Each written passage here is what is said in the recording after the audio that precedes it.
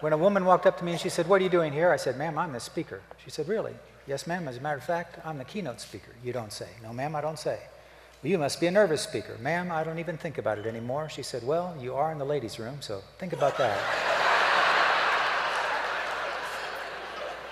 I'll try not to be too cocky when I do this positively outrageous service stuff today. Andrew, you just heard T. Scott Gross speak possibly for the first time? Yes, the first time. So what do you think? Phenomenal. I mean, I've not laughed so hard in such a long time. My side is aching. But also, not only was I tremendously entertained, but it really was inspiring and made me rethink about how I present and the importance of storytelling and how you can bring the audience in. He did it very well. He gave several great examples, and so it was full of good content as well. This was very inspiring and highly entertaining. You can go home and say, "This is what is positively outrageous service. Who wants to play?" Walked into my restaurant one day. Christian came out. He said, "Come here, I've got something for you." I said, "What is it, Christian?" He said, "I have a magic trick." "Well, I like magic tricks." He said, "Stick out your hand." I stuck out my hand. He takes this big fat blue felt tip marker and puts a glob in the palm of my hand. I said, "Christian, so far, I do not like this trick." I said, "Christian, you're going to tell me that this big fat blue glob of felt tip marker is a mouse and that a cat comes in down here and scares the mouse and then draw a big blue line up the boss's arm. Son, you're going to find out what it's like to be served as an hors d'oeuvre." He said, "Oh, you know that trick." "Yeah, I was in 4th grade once myself. I wouldn't try it if I were you."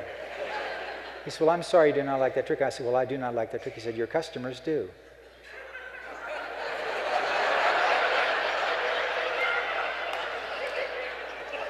I beg your pardon? We've been doing it on the drive-thru all day long. Swell. Who had lunch at Church's Chicken in Kerrville, Texas today? All the ones with the blue stripe up their arm. Christian, you can't go drawing on people. That's not right. Went over to my briefcase. I got a card trick called Two-Card Monte. I showed him how to do it. He said, "I like that. Can I have that trick?" Now, here's the point.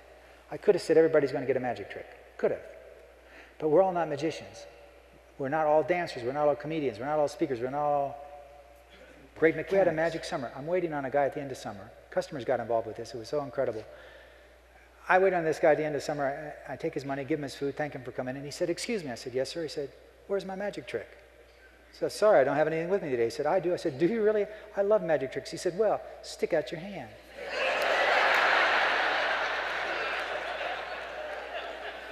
Next point is you got to let people use their own mind. You got to let them think. You got to design the job so that they can think. The problem is we're so afraid we're going to miscalculate a dime that we don't let people count change anymore or do routine things, or things that used to be routine 20, 30 years ago. Anybody here ever want to just shake a 16-year-old? Let me show you how to do it without leaving a bruise. Slip into the fast food restaurants of America late at night. Remove the amount tendered key from the cash register. Be the first one in the next morning. Place an order for $2.28. Hand them a $5 bill and 3 pennies. They will self-destruct. I had a kid working for me, and I'm working the drive-thru, and he's looking over my shoulder. He said, "How do you do that?" I said, "Oh, it's simple. You just, instead of entering the amount tendered, you just hit the amount tendered key. The drawer opens. Count back the change. It's faster and more fun." He said, "No, how do you know how much change to give them?" I said, "I'm sorry, it's a secret. Only old people know how to do this." Scott Gross today was one of the most educational and informative people that I have ever been around. But more importantly, he gave us great messages with amazing humor. That's so important because now I can remember it because I laughed so hard. And it certainly made me want to write it down. So, and it gave me some material for the future. The year is 1992, and my wife, Bun, sends me out to buy a new vehicle. Now, the hot vehicle in 92 was the new 1992 Ford Exploder. Some of you may have purchased a Ford Exploder. And I went down and bought it, picked it out just the only way I knew how to pick one out. I said, "I'll take that one, it's pretty." Well, the sales mangler apparently felt sorry for me because I didn't ask all the appropriate questions. And so we have to go out and talk man to man about this car. I don't care about the car. Give me the keys, give me the paperwork, give me some gas, I just went out. But no, he has to raise the hood and he's telling me all about the engine. I'm sitting there thinking, look, I knew it had one, what's your point? Then we talk about the drivetrain and the suspension and the towing package and the, I don't know, all the braking systems. And we get around back behind the vehicle and he says, "Mr. Gross, so far you haven't been all that impressed, have you?" I said, "Not really."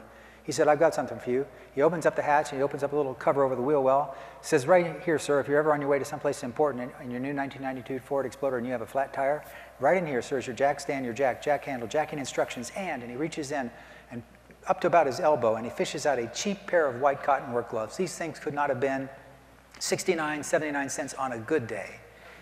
He said, if you're ever on your way to someplace important and you have a flat tire, we have thought of everything at Ford Motor Company. You will not have to get your hands dirty. Now, I'm buying a $20-some thousand vehicle, and for the first time I say, wow, over what? The stupid gloves. When I got home and talked to my neighbors, what do you think was the first thing I showed them? The gloves. I realize in hindsight you don't have to be all that impressed because on a Ford Explorer you don't actually change tires, they just peel off on a random basis.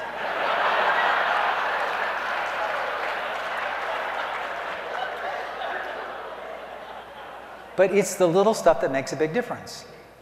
It's the little stuff. And our customers' expectations are changing. But the question is, if you had a policy that said you would do whatever it takes to make things right when things go wrong, would somebody take advantage of you, yes or no? Sure, some of them will. Do you have to worry about them? No. Why? Because that's why there's hell.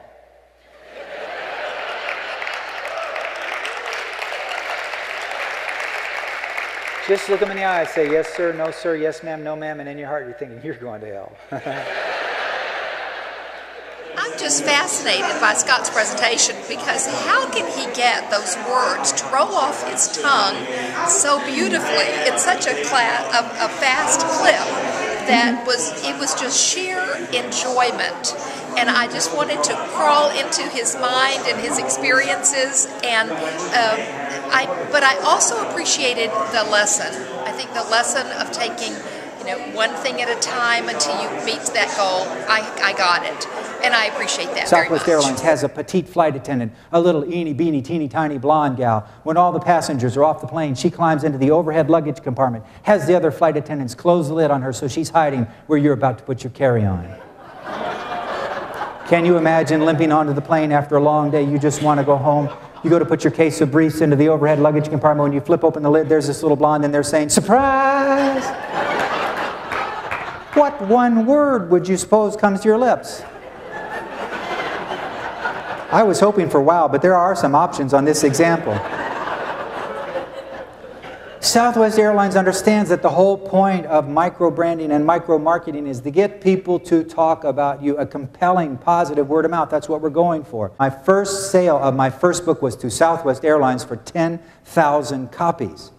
Do you realize that makes Southwest Airlines my favorite airline? I don't care if they take off, just taxi for a while. Buy some more books. I get on the plane, a guy recognizes me, said, I know you, you're us. That's right, it's me, Gladys Knight. He said, no, you're the positively outrageous guy. I said, yes, what about it? He said, do you have a book I can give away? I said, sure do. So he said, let me handle it. We get up to cruise altitude. He takes my book, holds it right up by his face like the Crest commercials, gets on the PA system, and he says, ladies and gentlemen, we're fortunate today to have on board Southwest Airlines author-in-residence, Mr. T. Scott Gross. And if you'd like to win a copy of his latest book, Outrageous, Unforgettable Service, Guilt-Free Selling, it's easy. We're passing out cocktail napkins on which we want you to write your seat number, your row number, and your guess as to how many sheets of toilet paper it takes to stretch from the aft lavatory to the forward lavatory. And with that, this idiot comes down the aisle of a 737 unrolling a roll of toilet paper. Can you imagine some guy snoozing in 8C, wakes up just to come by with a TP? My God, they're TPing a 737. But if you got off the plane and somebody said, how was your flight? Would you say it was okay? You'd say, no, there was a blonde in the overhead, and then they brought the toilet paper down the aisle. And they would haul your butt away. But you would talk about it. Now go home, work on your micro brand, and it will be you that they will be talking about. Thanks for spending your morning with me. Don't forget to love one another. Be sure.